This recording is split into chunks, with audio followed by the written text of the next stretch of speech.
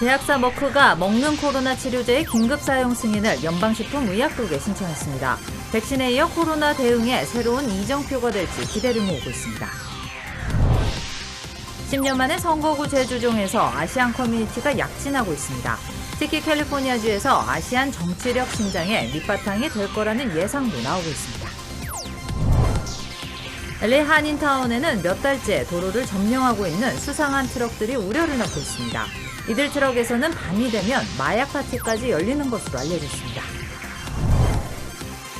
실종된 한인 로렌조 씨 사건을 수사 중인 경찰이 신원을 알 수 없는 유해를 발견했습니다. 조 씨는 석 달 전 유카밸리 지역에서 실종됐습니다. 11월 물 서부 텍사스산 원유 가격이 전거래보다 1.5% 오른 배럴당 $80 52센트로 마감했습니다. 종가 기준 $80를 넘어선 거는 2014년 10월 31일 이후 7년 만에 처음입니다.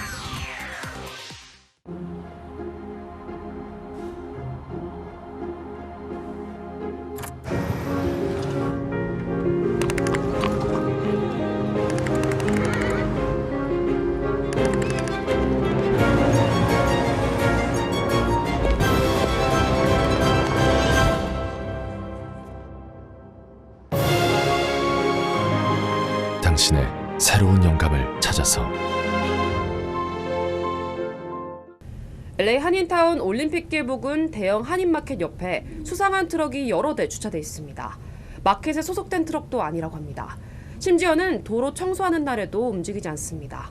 도대체 트럭의 정체가 무엇인지 알아봤습니다. 관련 소식은 잠시 뒤에 전해드리겠습니다. 제약사 머크가 먹는 코로나 치료제의 긴급 사용 승인을 연방식품의약국에 신청했습니다. 백신에 이어 코로나 대응에 또 하나의 이정표가 될 거라는 기대를 모으고 있습니다. 첫 소식은 워싱턴에서 김윤수 특파원입니다.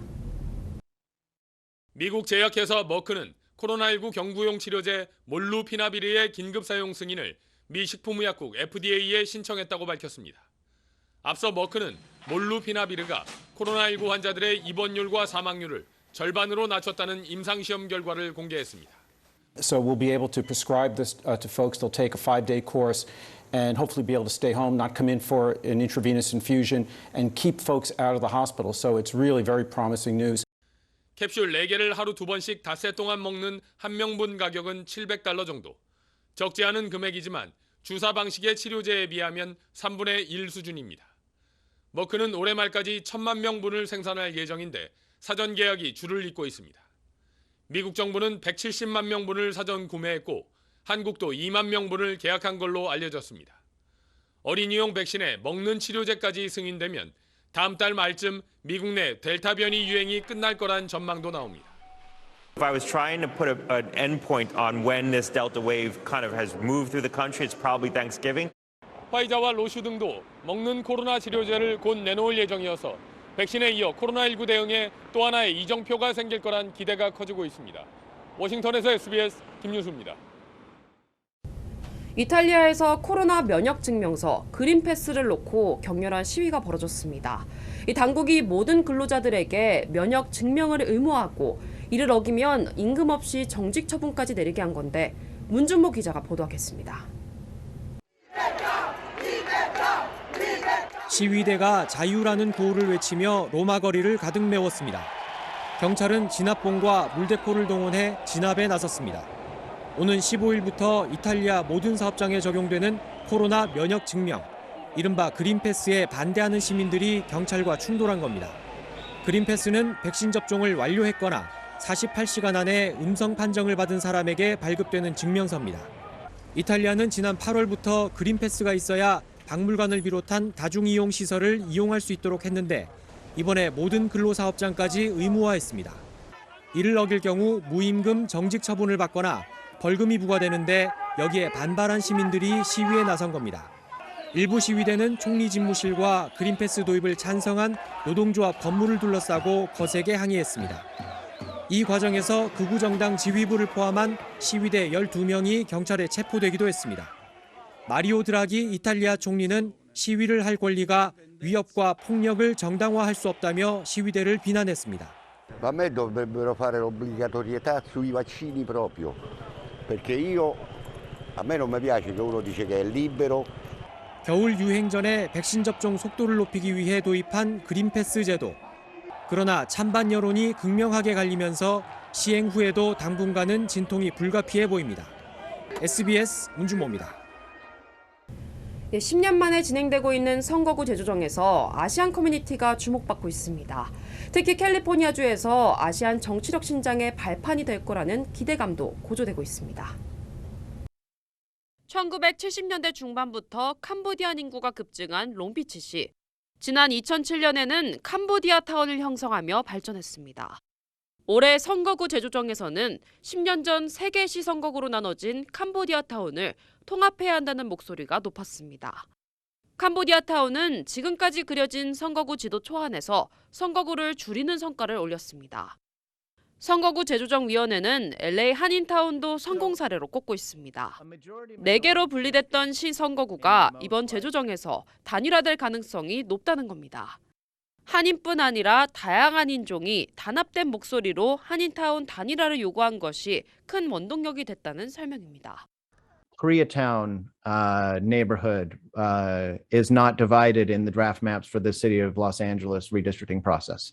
These are all areas where emerging communities are getting more of a voice.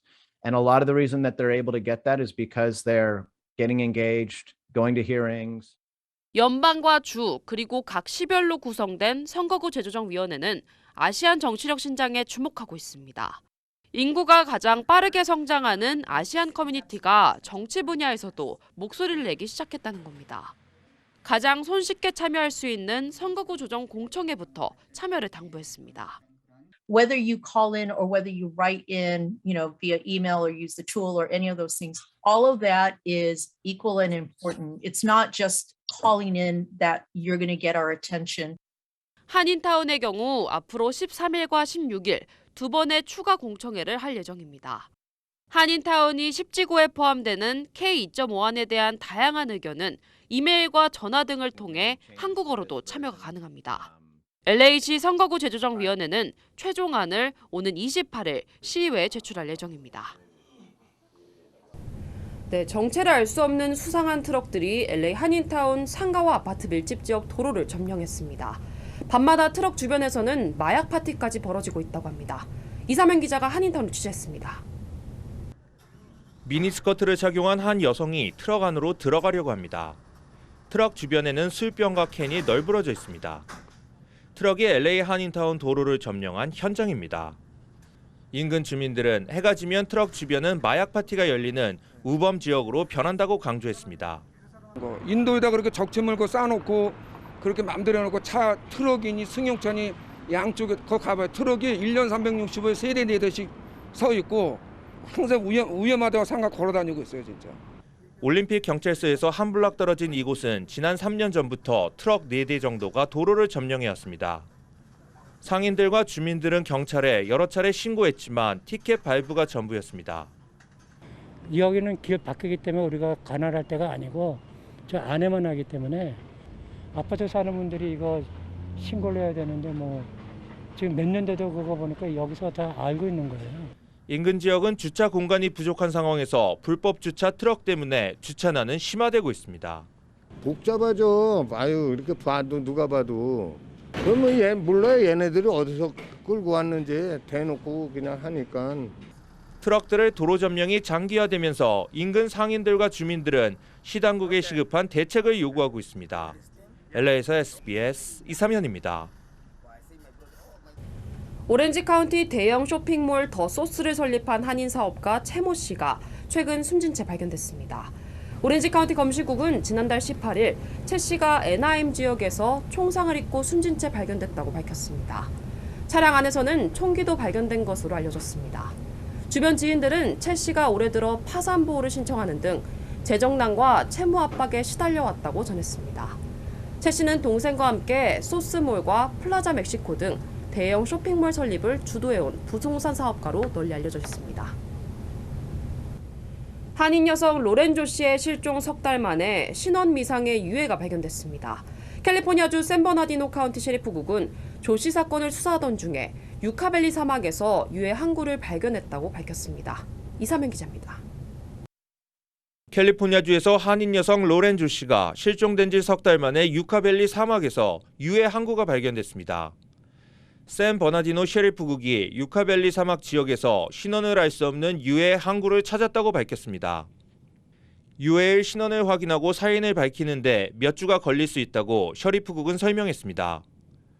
로렌 조 씨는 남자친구 등과 함께 유카밸리로 여행을 떠났다가 실종됐습니다. 그는 음악교사 출신인 남자친구와 함께 지난해 뉴저지에서 캘리포니아주로 이주했습니다.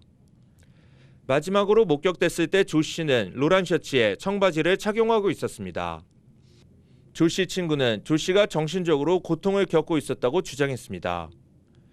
조 씨 가족은 조 씨를 찾기를 간절히 기다리고 있다며 아픈 마음을 호소했습니다. SBS 이삼현입니다. 아프가니스탄의 수도 카불에 있는 한 특급 호텔에 테러 경보가 내려졌습니다. 미국과 영국 국민들에게는 그 호텔을 즉시 떠나라는 경고가 내려졌습니다. 자세한 내용 정준영 기자가 전해드립니다. 아프가니스탄 수도 카불에 있는 세레나 호텔입니다. 5성급 특급 호텔로 탈레반이 아프간을 장악하기 전까지 카불을 찾은 외국인들이 주로 투숙했던 곳입니다. 미국 국무부는 테러 위협을 이유로 이 호텔에 대한 긴급 경보를 발령했습니다. 세레나 호텔이나 호텔 근처에 있는 미국인들에게 즉각 벗어나라고 경고한 겁니다. 영국 외무부도 세레나 호텔을 위험 장소로 지목하고 아프간에 있는 영국인들에게 호텔에 머물지 말 것을 권고했습니다. 미국과 국제동맹군은 지난 8월 말 주둔군 철수와 함께 자국민 대피 작전을 완료했지만 이후에도 아프간에 자국민들이 일부 남아있는 상황입니다. 세레나 호텔은 외국인들이 많은 만큼 이전에도 2차례나 테러 공격의 표적이 됐습니다. 2008년에는 폭탄 테러로 4명이 숨졌고 2014년에도 탈레반의 습격으로 9명이 숨졌습니다. 이번에도 대피 경고를 할 만큼 세레나 호텔에 대한 테러 위협이 컸던 것으로 추정됩니다. 최근 아프간에서는 탈레반을 적대시하고 있는 극단적 무장단체인 이슬람 국가가 저지른 테러가 잇따르고 있습니다. 지난 8월 말 카불 국제공항 근처에서 발생한 자살폭탄 테러로 180명 가까이 사망했고 지난 8일엔 쿤두즈 예배당에서도 자살폭탄 테러로 100여 명의 사상자가 발생했습니다. 이런 가운데 미국과 탈레반은 카타르 도하에서 첫 고위급 접촉을 갖고 인도적 지원을 비롯한 일부 현안에 대해 합의한 것으로 전해졌습니다. SBS 정준영입니다. 세계 유가가 고공행진을 이어가고 있는 가운데 오늘 11월물 서부 텍사스산 원유 가격이 전 거래일보다 1.5% 오른 배럴당 80달러 52센트로 마감됐습니다. 서부 텍사스산 원유 가격이 종가 기준 80달러를 넘어선 것은 2014년 10월 31일 이후 7년 만에 처음입니다. 브렌트유 가격도 2018년 10월 이후 최고치를 경신했습니다. 지난주 산유국들이 11월 산유량을 하루 40만 배럴가량 증산하는 데 합의했지만 겨울이 다가올수록 원유 공급이 부족할 것이라는 우려가 꺾이지 않으면서 상승세를 이어갔습니다. 일제감정기 한국에서 태어나 중국에서 활동한 항일 운동가이자 유명 음악가 정율성에 대한 영화가 한중 합작으로 만들어집니다. 내년 한중 수교 30주년을 앞두고 한류 콘텐츠를 제안하는 한한령의 변화가 있을지 주목됩니다. 베이징 송특파원입니다. 중국 건국 70주년 열병식에서 연주된 인민해방군 군가입니다. 1939년 이 곡을 작곡한 사람은 일제강점기 당시 전라남도 광주에서 태어난 정율성입니다. 정율성은 1933년 중국으로 건너가 의열단에 가입한 뒤 일본군의 전하를 도청하는 임무 등을 수행했습니다. 중국 혁명 근거지인 예난으로 간 뒤엔 예난송 등 유명한 곡들을 만들어 중국 3대 혁명음악가로 불렸습니다. 你中国抗日斗争胜利，那肯定就是你朝鲜的抗日斗争胜利也是必然的。 해방 후 북한에서 5년간 활동한 이력으로 국내에선 친북 논란이 일었지만 그의 항일 독립운동에 재조명되면서 한중 연대의 상징이 됐습니다. 이런 정율성의 삶을 그린 영화가 한중 합작으로 제작됩니다. 공동 제작 계약을 맺은 한국과 중국의 제작사는 내년 하반기 양국 동시 개봉을 목표로 하고 있습니다. 한국과 중국의 배우들이 함께 출연하고 정율성 선생의 태생지인 광주와 중국의 예난 등지에서 연내 촬영을 시작할 계획입니다. 특히 내년은 한중 수교 30주년으로 한중 합작 영화에 중국도 큰 관심을 나타내고 있습니다. 양국 국민들이 어려운 시절에 함께 노력해서 항일 운동 하는 그런 대표적인 것입니다. 올해와 내년 한중 문화 교류회를 맞아 한국과 중국에서는 전시회 등 각종 행사가 열리고 있습니다. 사드 사태 이후 한한령으로 위축된 한중 문화 교류, 특히 대중문화 교류가 다시 활성화될 수 있을지 주목됩니다. 베이징에서 SBS 송욱입니다. 이번 달 들어 남중국해에서 미국, 일본, 영국 항모들이 무리지어 훈련하면서 중국을 압박하고 있습니다. 이에 중국은 군용기들을 무더기로 띄워 맞대응했는데 양측의 긴장이 고조되고 있습니다. 김태훈 국방전문기자입니다. 미국 항모 로널드 레이건에서 FA-18이 이륙하고 영국 항모 퀸 엘리자베스에선 F-35B가 갑판을 박차오릅니다. 일본 헬기 항모 2세 뒤를 미국 항모 칼빈슨이 따르는 가운데 미영 혼성 항모 함재기들이 어깨를 맞대 비행합니다. 지난 2일과 3일 중국과 필리핀 사이 남중국해에 미국과 영국 항모 3척, 일본 헬기 항모 1척 등 항모 4척이 집결했습니다. 여기에 캐나다, 네덜란드, 뉴질랜드까지 6개 나라 해군 함정 17척이 모였습니다. 중국을 압박하는 다국적 무력 시위 모양새입니다. 헬기 항모를 전투기 탑재가 가능하도록 개조한 일본 항모 이즈모는 지난 3일 처음으로 F-35B 이착륙 검증을 했습니다. 미 해병대 F-35B를 빌려 검증에 성공한 겁니다. 다국적 항모 전력이 집결해서 중국을 압박하고 일본 경항모의 스텔스 전투기 전력화를 서두르고 있어 중국의 남중국해, 동중국해 전력을 억제하고 있습니다. 중국도 거칠게 대응했습니다. 지난 1일부터 내리 나흘 전투기와 폭격기, 초계기 등 군용기 149대가 타이완 방공식별 구역을 무단 진입했습니다. 중국 관영 황구15는 전쟁은 실제라며 타이완에 엄포를 놓기도 했습니다. 미, 영, 일 3국 항모 움직임과 중국군의 맞불 대치로 중국 주변 해역의 군사적 긴장이 급격하게 고조되고 있습니다. SBS 김태훈입니다. 남북통신선이 복원된 이후 북한이 대외선전 매체를 통해서 남측이 대결적 태도를 바꿔야 한다며 연일 압박하고 있습니다. 한국 정부는 북한의 의도가 뭔지 분석하면서 북측에 제안을 건넬 시기를 고민하고 있습니다. 안정식 북한 전문 기자입니다. 슈퍼가 터져오르고 있습니다. 북한의 당창건 기념일 76주년을 맞아 어젯밤 평양 김일성 광장에서 대규모 불꽃놀이와 야외 무도회가 열렸습니다. 영광스러운 조선노동당의 삼가들이란 다음없는 흠모의 노래 춤바다로 펼쳐졌습니다.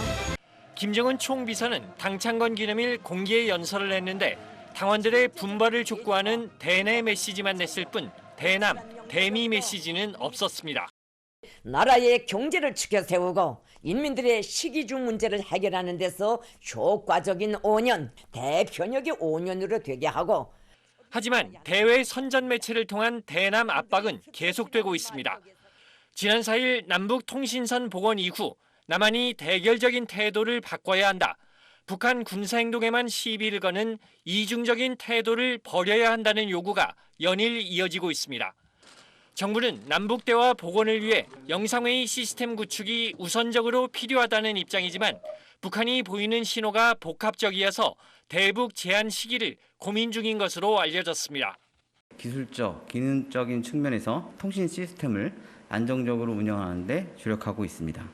정부가 남북대화의 기회를 살리기 위해 북한 의사를 물밑으로라도 좀 더 확인하는 과정을 거친 뒤 행동에 나설 것이라는 관측도 나옵니다. SBS 안정식입니다. LA 통합교육부가 교사와 교직원의 백신 의무 접종 마감 기한을 한 달 연장했습니다.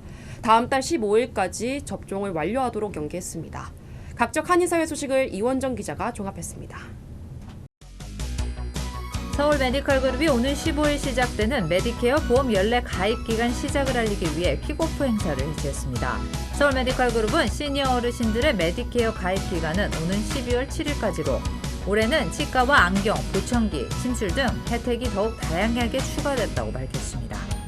혜택들을 선보이는 자리고 이제 10월 15일부터는 본격적으로 그 고객들에게 그 설명해 드릴 수 있는 그런 기회가 있습니다. 행사에는 서울 메디컬 그룹의 경영진과 의료진, 대형 보험회사 관계자들, 한인 에이전트 등 150여 명이 참석해 다양한 프로그램과 혜택 등을 설명했습니다. 맥도날드가 교사 감사 주간을 맞아 교사와 교직원들에게 무료로 아침을 제공합니다. 맥도날드사는 오는 15일까지 학교 교사와 교직원, 스태프들에게 무료 아침 식사를 제공한다며 맥도날드 매장을 방문해 유효한 업무용 신분증을 제시하기만 하면 무료 아침 식사를 받을 수 있다고 밝혔습니다. 남가주 한인사회 올드타이머인 장성균 전 LA 평통부회장이 지난달 29일 별세했습니다. 향년 82세로 별세한 고인은 성균관대 경제학과를 졸업하고 1981년 미국으로 와 의류업에 뛰어들었으며 LA 평통부회장과 LA 한인의 부이사장 등을 역임했습니다. 지난 2014년에는 시의회에서 한인타운 웨스턴과 8가 교차로를 장성균 스퀘어로 명명했습니다. 뉴욕시의 영재교육 프로그램이 결국 폐지됩니다. 빌 드블라지오 뉴욕시장은 내년부터 더 이상 영재교육 프로그램 신입생을 선발하지 않으며 매년 3학년 학생들을 대상으로 코딩과 로봇공학, 사회교육 등을 교육하는 새로운 커리큘럼 브릴리언트 NYC를 소개했습니다. 메릴랜드주에서 공식으로 코리아타운이 지정됐습니다. 주정부는 하워드 카운티 엘리콧시티 일대 5마일에 걸쳐 식당과 상가 등 한국 사업체 170곳가량이 있는 곳에 도로를 코리안 웨이라고 명칭하고 코리아타운 조형물도 설치했습니다. 이 행사에는 레리 호건 주지사 부부와 이수혁 주미대사 등이 참석했습니다. 화천대유 소유주 김만배 씨가 로비 의혹을 전면 부인했습니다. 하지만 정영학 회계사와 정민용 변호사는 김 씨의 주장과 배치되는 녹취 파일과 자술서를 검찰에 제출했습니다. 배준우 기자가 보도하겠습니다. 14시간가량 조사를 받고 취재진 앞에 선 김만배 씨는 천화동인 1호 실소유주는 유동규 전 본부장이 아니라며 로비 의혹을 전면 부인했습니다. 천화동인 1호는 의심할 여지 없이 화천대유 소속이고 화천대유는 제 개인 법인입니다. 하지만 정영학 회계사를 비롯해 정민용 변호사는 김만배 씨 주장과 배치되는 녹취 파일과 자술서를 검찰에 제출했습니다. 이 녹취 파일과 자술서엔 김만배 씨 측이 유 전 본부장 몫을 챙겨주는 것으로 의심되는 로비 정황이 담겨 있습니다. 김만배 씨 측은 검찰 조사 과정에서 이러한 자료들의 신빙성을 무너뜨리는 취지의 진술을 이어간 걸로 전해졌습니다. 저는 한 번도 정영학 씨와 진실된 대화를 나눠본 적이 없어요. 김 씨는 2019년부터 정 회계사가 녹음하는 걸 인지했다면서도 정치적으로나 형사적으로 이용될 줄은 몰랐다고 밝혔습니다.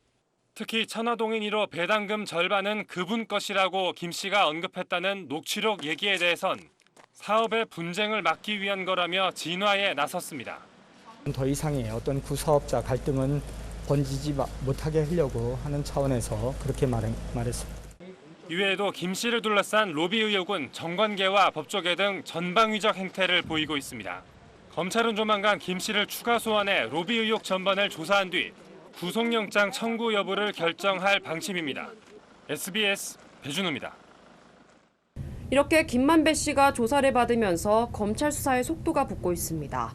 대장동 개발과 관련해 지금까지 제기된 의혹과 수사에서 밝혀져야 할 쟁점을 정리했습니다. 정윤식 기자입니다. 성남시 분당구 대장동 일대 92만 제곱미터. 민간 개발로 진행되다 중단된 이곳을 2010년 취임한 이재명 당시 성남시장은 공영개발로 추진하겠다고 선언합니다. 이 대장동 지역을 개발해서 생기는 수천억 대의 개발 이익을 우리 시민들 전체가 공유할 수 있도록 기반시설 투자라든지 주민복리시설 확충이라든지 이런 사업에 쓰도록 할 생각입니다. 하지만 성남시의 지방채 발행이 무산되며 자금 조달이 어려워지자 이재명 시장은 공영이 아닌 민관 공동으로 개발 방식을 바꿉니다. 그린벨트로 묶여있던 노른자 땅이 공영개발이란 족쇄가 풀리자 사업은 일사천리로 진행됐습니다.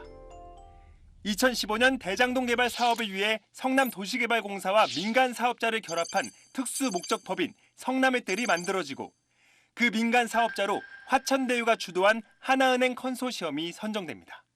이후 대장동 개발 사업은 분양가 폭등의 이유 등으로 성남시가 우선 확보한 공공이익을 제하고도 민간 사업자들에게 천문학적인 이익이 돌아갑니다. 화천대유와 관계사인 천화동인 1호부터 7호는 지난 3년 동안만 4천억 원 넘는 배당금을 받았고 대장동 지역 분양 사업에도 직접 참여해 수천억 원대의 추가 수익도 거둬들일 상황입니다. 화천대유와 천화동인이 어떻게 이런 막대한 수익을 얻을 수 있었던 걸까? 답은 수익 배분 방식에서 찾을 수 있습니다. 50% 지분을 가진 성남도시개발공사의 배당금은 1,822억 원 이상 받을 수 없게 상한선을 정해놓은 반면 불과 7% 지분을 보유한 화천대유와 천화동인에는 이런 제한이 없었던 겁니다. 당시 가파른 부동산 가격 상승으로 대장동 땅값도 매년 치솟았고 그 이익은 고스란히 화천대유와 천화동인에 돌아갔습니다. 이런 수익 배분 구조를 만든 게 성남시가 화천대유 측에 일부러 유리하게 해준 것인지가 우선 풀어야 할 의혹입니다. 당시 성남도시개발공사 유동규 기획본부장이 그 의혹의 중심에 있습니다. 대장동 사업의 설계자로 지목되는 인물입니다. 당시 실무진 사이에선 민간 사업자에게 과도한 이익이 생길 경우 초과 이익을 환수하는 장치가 있어야 한다는 의견이 있었습니다. 그러나 이런 의견은 7시간 만에 사라졌습니다. 그거는 제가 모르고 있다가 계약이 완료됐을 적에 빠져 있는 것은 확인이 됐습니다. 이 과정에 유 전 본부장이 개입했을 가능성이 제기되고 있는 건데 유 전 본부장은 화천대유 대주주 김만배 씨와 사업 얘기를 한 적이 없다고 부인했습니다. 나는 100% 기자로 알았죠. 전혀 대장동 이야기를 꺼내본 적이 없어요. 하지만 검찰은 유 전 본부장이 김 씨로부터 5억 원을 받은 걸로 보고 어떤 명목으로 돈을 받은 건지 수사하고 있습니다. 대장동 의혹의 열쇠를 쥔 인물은 여럿 있습니다. 대장동 사업자 선정 과정에서 유 전 본부장의 휘하에서 일했던 정민용 변호사. 두 사람은 퇴임 뒤 유원홀딩스란 회사를 차려 동업을 하고 있어 정 변호사가 유 전 본부장 비리 의혹을 캘 키를 쥔 인물로 꼽힙니다. 정 변호사의 대학 선배이자 천화동인 4호의 소유주인 남욱 변호사. 대장동 사업으로 1,000억 원 이상을 배당받고 미국으로 도피 중인 남 변호사와 동업자들 사이의 금전 협박 과정에서 특혜와 로비 의혹이 담긴 19개의 녹취 파일을 검찰에 제출한 정영학 회계사. 그리고 이들 대장동 패밀리를 이끌고 있는 화천대유 소유주 김만배 씨가 특혜와 로비 의혹의 중심에 서 있습니다. 김 씨와 화천대유의 든든한 뒷배로 의심되는 전현직 법조인에 대한 수사도 진행 중입니다. 아들이 화천대유에서 일하다 퇴직금 등 명목으로 50억 원을 받은 곽상도 의원. 상식적으로 50억이 퇴직금이 될 수가 있습니까? 역시 화천대유에서 일하던 딸이 대장동 아파트를 분양받은 박영수 전 특별검사. 이재명 지사의 무죄 판결 전후로 김 씨가 자유자재로 대법관 사무실을 드나들고 퇴임 후 화천대유 고문으로 거액을 받은 권순일 전 대법관도 김 씨가 각별히 챙기려 했다는 50억 약속 그룹의 멤버로 지목되고 있습니다. SBS 정윤식입니다. 이낙연 전 대표 지지층이 민주당 대선 후보를 선출하는 결선 투표를 요구하고 있습니다. 이미 이재명 경기지사가 과반 득표를 하면서 후보로 선출됐지만 경선 과정에서 사퇴한 후보들이 받은 표를 원래부터 없었던 표로 무효 처리한 당의 결정에 문제가 있다는 겁니다. 하지만 민주당 지도부는 결정을 바꿀 여지가 없어 보입니다. 고정현 기자입니다. 이재명 대선 후보 사진이 걸린 대형 게시판 앞에서 이 후보와 민주당 지도부가 구호를 외칩니다. 민주당 화이팅! 이재명 화이팅! 상견례를 하며 사실상 당을 대선 체제로 바꾸는 모양새입니다. 이재명 후보는 자신 역할은 대선 1번 공격수라며 이낙연 전 대표 등 경쟁했던 다른 후보들과 원팀을 만들도록 노력하겠다고 밝혔습니다. 골키퍼도 중요하고 윙도 중요하고 모두가 함께 흔쾌히 이 경기에 나설 수 있도록 최선을 다하겠습니다. 이 전 대표 측은 선뜻 수긍하지 않고 있습니다. 중도 사퇴한 정세균 전 총리, 김두관 의원 표를 무효 처리한 당의 결정에 문제가 있다며 결선 투표를 위한 이의 신청서를 제출했습니다. 이재명 후보의 득표율은 49.32%이고 과반에 미달한 것입니다. 결선 투표가 반드시 진행되어야 합니다. 이재명 후보는 상식과 원칙에 따라 당에서 잘 처리할 것이라고 믿는다고 공을 지도부에 돌렸는데 송영길 대표는 이렇게 답했습니다. 이낙연 후보님을 당대표로 선출하던 전당대회 때 통과됐던 특별당규에 의한 것입니다. 또 당이 확정한 후보는 이재명 후보라며 이전 대표 측 요구를 사실상 거부했는데 이전 대표 측도 쉽게 물러설 상황이 아니라 원팀이 되기까진 시간이 걸릴 것으로 보입니다. SBS 고정현입니다. 4명으로 추려진 국민의힘 후보들은 광주에서 열린 본경선 첫 토론회에서 격돌했습니다. 이재명 경기지사를 집중 공격하면서 당의 최종 후보는 자신이 돼야 한다고 견제구를 주고받았습니다. 이현영 기자입니다. 시작부터 공격의 지점은 민주당 이재명 후보에 집중됐습니다. 이런 후보가 민주당 후보라는 것에 대해서 부끄럽지 않습니까? 최근에 성남 대장동 비리 사건의 주범인 이재명 후보가 민주당 후보가 되었습니다. 후보 간 설전은 윤석열 후보를 가운데 놓고 다른 세 후보가 돌아가며 불을 붙였습니다.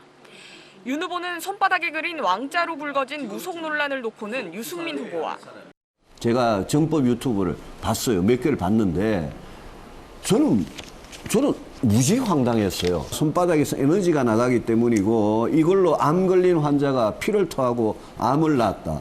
뭐 그런 것들도 있을 수 있겠지만 그러면 그 지금 말씀하시는 거는 제가 믿을 거라고 생각하시고 하는 거예요.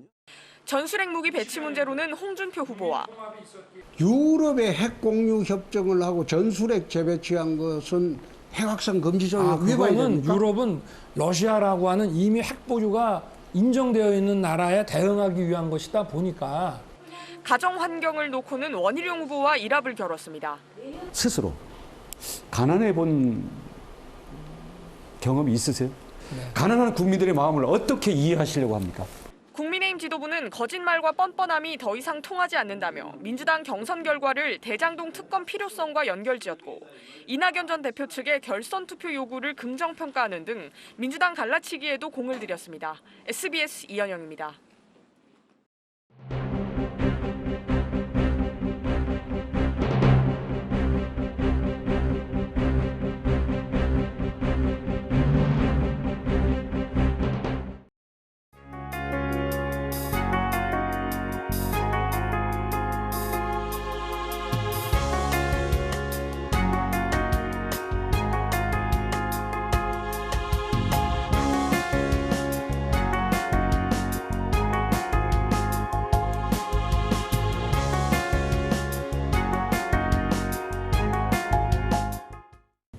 캘리포니아주 선거구 재조정 위원들이 꼽은 대표적인 성공 사례에 한인타운이 포함됐습니다.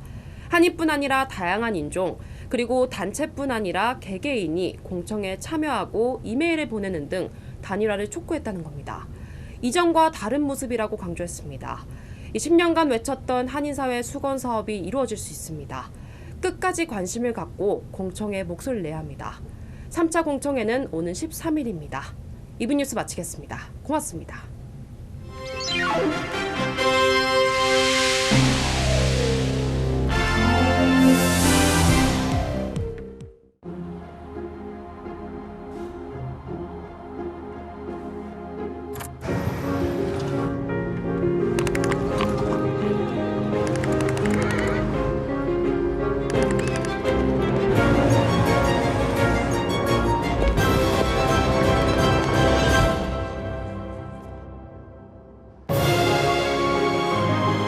당신의 새로운 영감을 찾아서